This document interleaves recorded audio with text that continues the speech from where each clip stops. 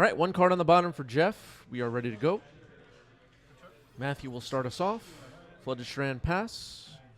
Hoovian, thank you for the resub with Prime. 16 months. Happy holidays, everyone. Yes, happy holidays, everyone. Jeff will fetch. Oh, sorry. I can't read this. We're only action. Oh, basically. What was that? Yeah, I said yeah, basically. Okay, that was a Windswept Heath cracked, it looks like. And a Tundra is found. Windswept Heath. That's a Ponder. Ooh, really nice looking Ponder, too.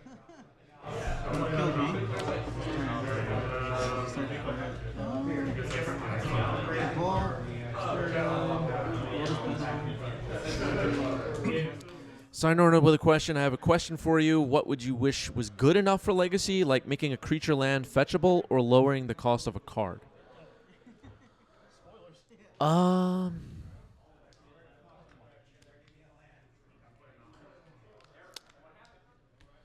think it would be nice to have some tribal decks in the upper tiers again. Goblins, humans, spirits, merfolk, something like that.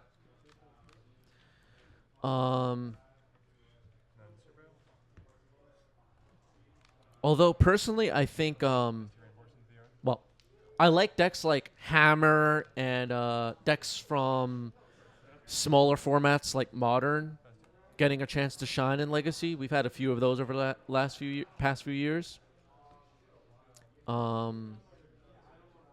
I liked the mono black aggro decks that were hot earlier this year. And that's about it. Sure. I also, and I talk about this every once in a while on stream, but I wish Legacy mana bases had more of a variety of different cards to choose from. Every deck starting with like 4 Flooded Strand, 2 Tundras, 4 Pluto Delta, 2 Underground. I just find that very boring, and I like how in other formats you have like, okay, is this a Dark Slick Shores deck, or is this Drowned Catacomb deck, or how many Watery Graves do I want? And like that's more interesting for me, personally. There's a Saga. I think more punishment for running duels and fetches would do a lot of good for Legacy, personally. All right, now Windswept Heath getting cracked on Matthew's side.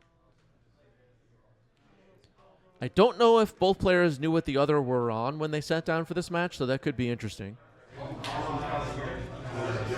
Beginning of your end step.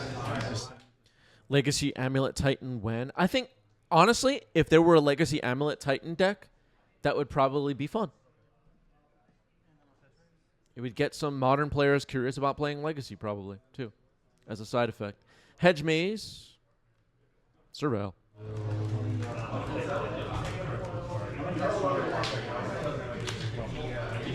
It's like 80 card album. No, they're in the stuff. What's this in the yard?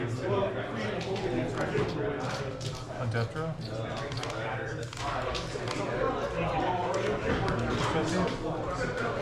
Past it? Go ahead. Okay, Urza Saga ticks up to 2.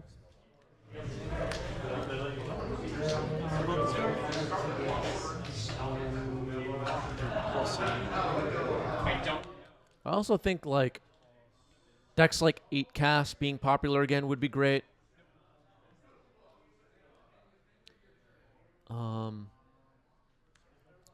We had some discussion in our Discord recently about I always struggle talking about this stuff because I feel like people they take it personally when I talk about their deck in a negative way. But generally, all right, here's Nadu Winged Wisdom hitting the stack. Let's see if Matthew has a response.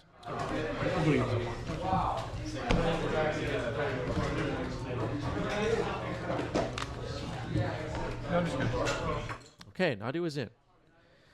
What I was going to say was generally, Legacy players, based on data I see from running this channel, Alapisa, thank you for the resub with Prime, 10 months. Appreciate it. Legacy players, as far as I can tell, do not like Thassa's Oracle decks. They do not like Dark Depths decks. except for lands.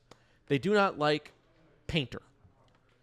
They like blue fair decks crashing up against each other. We talked about that earlier on today's stream.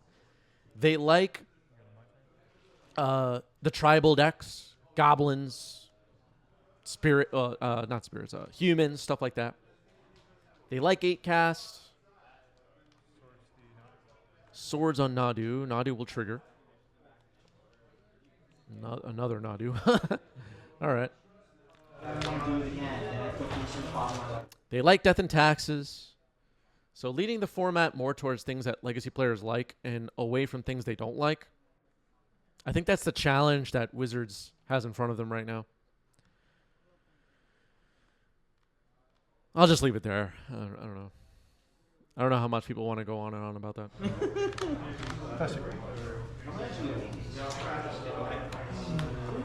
But I think it would be, just a last thought on that, I think it would be good for Legacy to kind of like drop the popularity of decks like Breakfast and Painter and Doomsday and stuff like that a bit.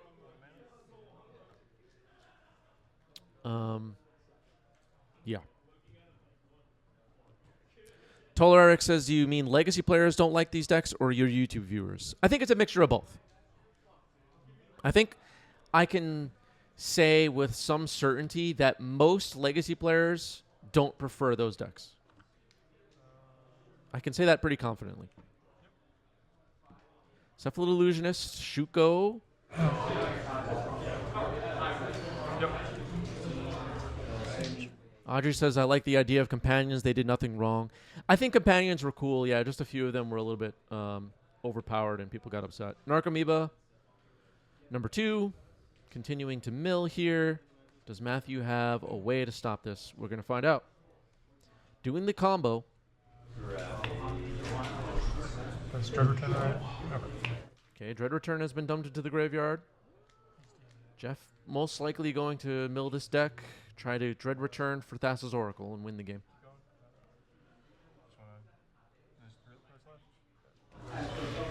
Flashback to return. Target.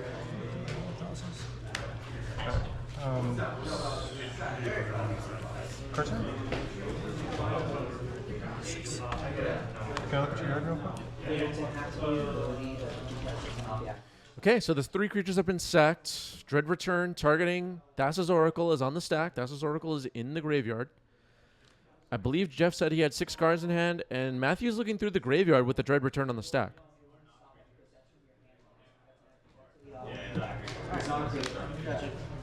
Force of Will.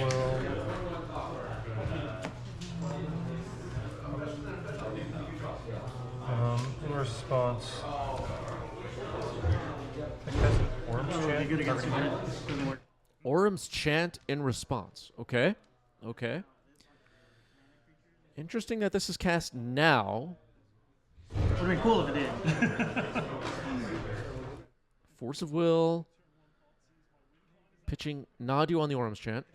You want me to stop playing mana abilities? All right.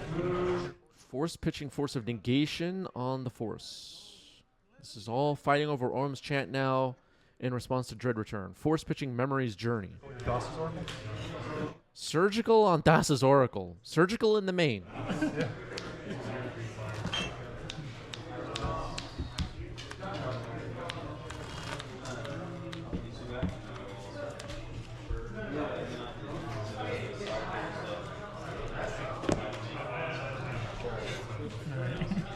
Nice game for this. Wow. Okay, Surgical in the main plus Orum's Chant. Matthew takes game 1. Kind of steals it there.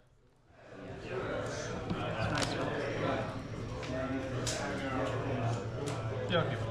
I mean, All right, Fledgestrand past the turn. Matthew up a game here, drops a Tundra. Fledgestrand getting cracked. We might see a Surveil. well, you're crazy to play Stifle either. He could actually fit into this, no stifles. Meticulous Archive. Surveil.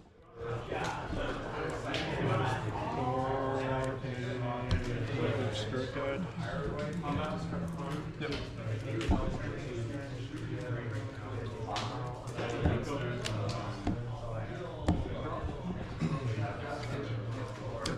All right, left the card on top. Ponder. There's that nice ponder again. So Jeff now knows he's against a deck that runs Orum's Chance and Surgical Extractions in the main. I'm not sure if Jeff fully understands what he's up against yet in this match, but Matthew's seen the entire deck on Jeff's side, at least the Game 1 version. So Matthew knows what's up. If I'm Jeff here, I'm a little bit worried. What other nasty surprises does Matthew have? That is Carpet of Flowers, which is a good one. Scary. Billosaurus Rex, thank you for the resale with Prime. 1 year as a member. 90s MTG is still the best MTG content on Twitch, says Bill. That's a big review coming in right there. Carpet of Flowers has resolved. Teferi Time Raveler using the mana. Brainstorm in response. Exile. Green. Notice Petal. Chromox.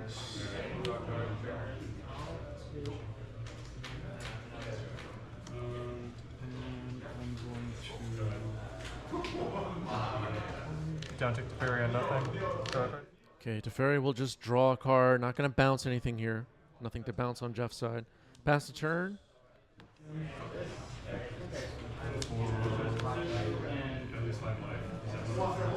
Jeff also had double force in Game 1 and still lost, which is a little demoralizing, maybe.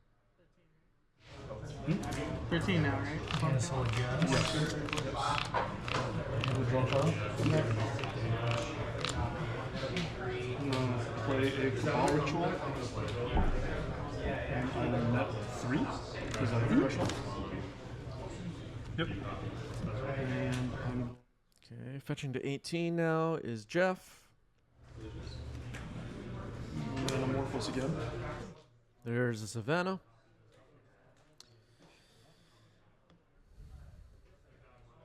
Nadu didn't get to do much in Game 1. Oh, gonna try a different land. Nadu didn't get to do much in Game 1.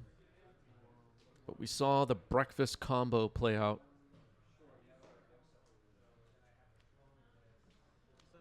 Jeff's deck capable of winning very quickly with the breakfast combo.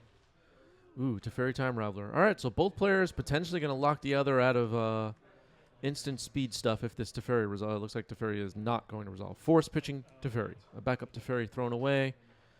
The Teferi advantage remains on Matthew's side, it looks like. Make 3 blue. Oh, yeah. Spellseeker. Or sacrificing Echo Dominance. I'll grab my tendrils.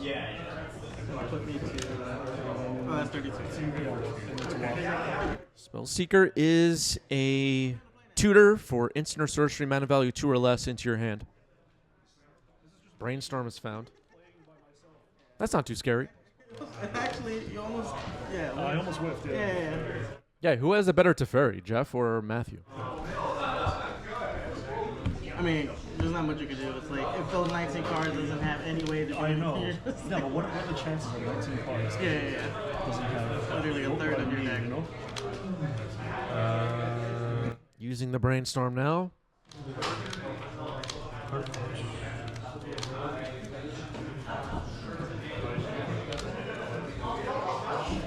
These 2 pairs.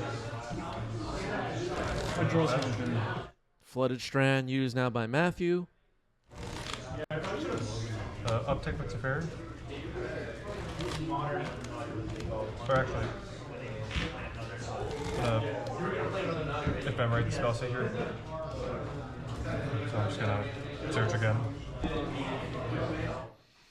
Okay, that is an Ephemerate on the Spellseeker, so going to search again. Ephemerate, a big part of this deck. Hit Orange Chant. I think there was some mana from Carpet of Flowers used in this turn. Orum's Chant is found. We saw Orum's Chant in Game 1. So probably again.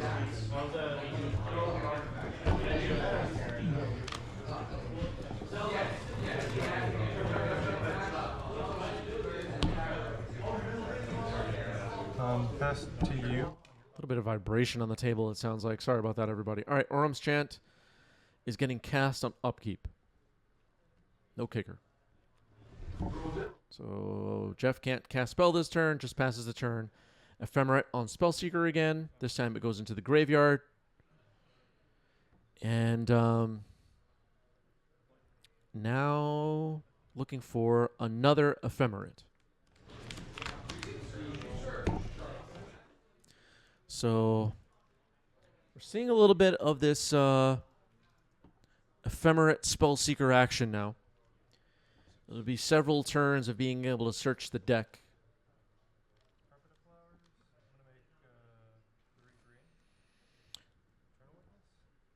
Eternal Witness. That'll return Ephemerate. Ephemerate on Eternal Witness. Return Orum's Chant. Gonna move to combat. Serenity for 1.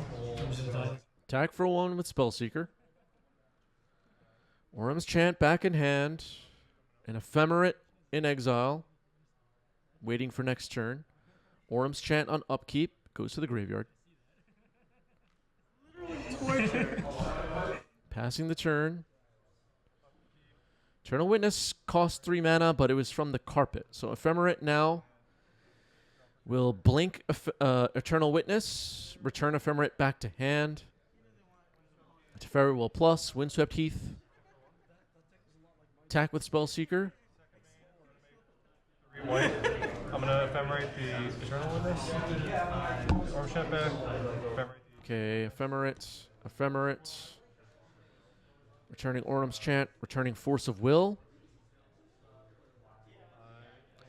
Twitch chat pointing out that Spellseeker should have been Summoning Sick. That is true, but I think we're demonstrating a lock here to some extent with the Ephemerates, the Spellseekers, the Orum's Chant, and the Eternal Witness. Here's Dryad Arbor. Orum's Chant cast again on upkeep. You can play Joe Saga if you're still ahead of me. Jeff is going to scoop it up, seeing that he's completely locked out of this game, thanks to Teferi. GG's. Spellseeker gets it. A really cool deck. Really cool.